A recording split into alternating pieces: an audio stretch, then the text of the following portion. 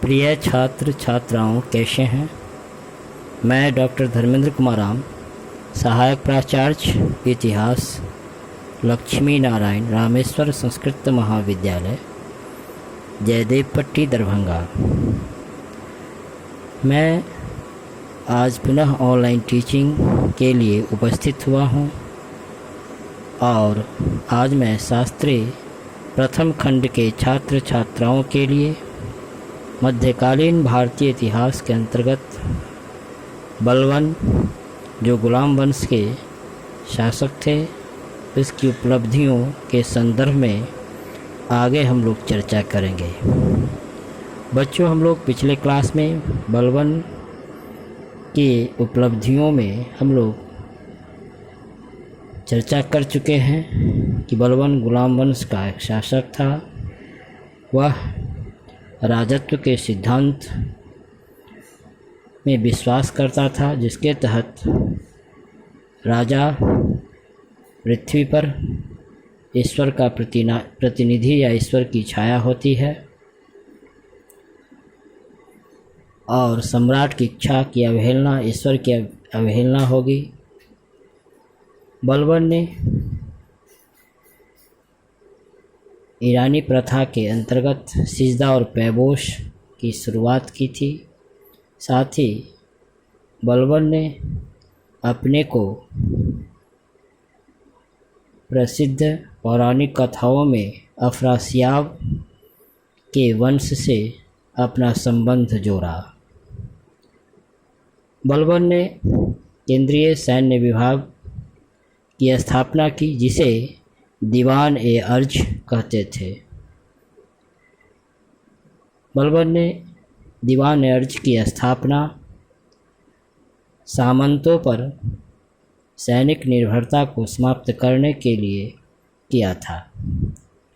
सुल्तान के पास अब अपनी सेना होती थी, जिसकी आवश्यकता पड़ने पर युद्ध के समय उसका उपयोग किया जाता था।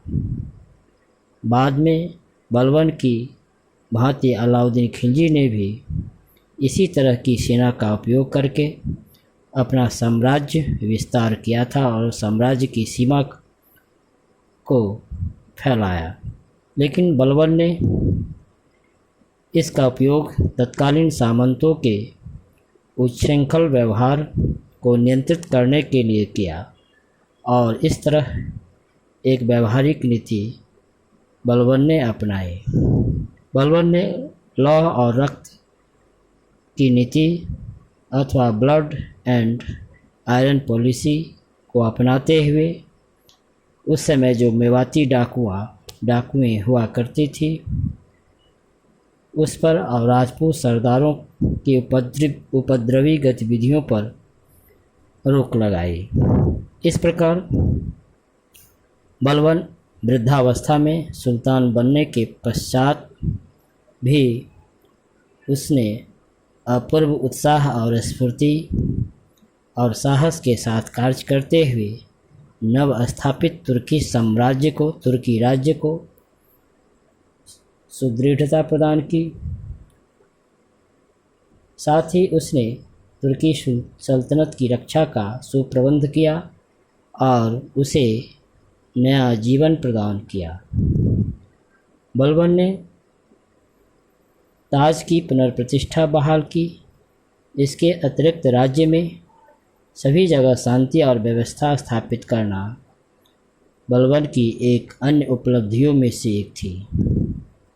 बलवन की ये सभी महान उपलब्धियां दीर्घकाल तक प्रभाव छोड़ी, अतः बलवन सभी दास शासकों में सबसे महान समझा जाता है।